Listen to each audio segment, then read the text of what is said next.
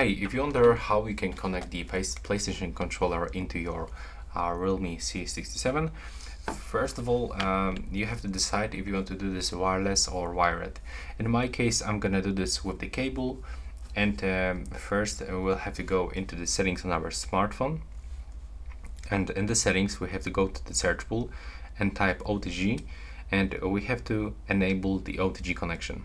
Now, when you have the cable on your phone, in my case, it looks like this, that I have this this old cable from the USB-A to the micro USB. But for example, if you have the micro USB cable into the USB-C, you will be able to connect this pad straight into your USB-C port, just right here. But in my case, unfortunately, I have to get the wireless adapter. So something like this. I get it for $2 on the Amazon. So now I have to plug it right here into this cable and plug it into my phone, into the USB-C, and this end I have to plug into the micro port. And now take a look. I'm gonna show you right here.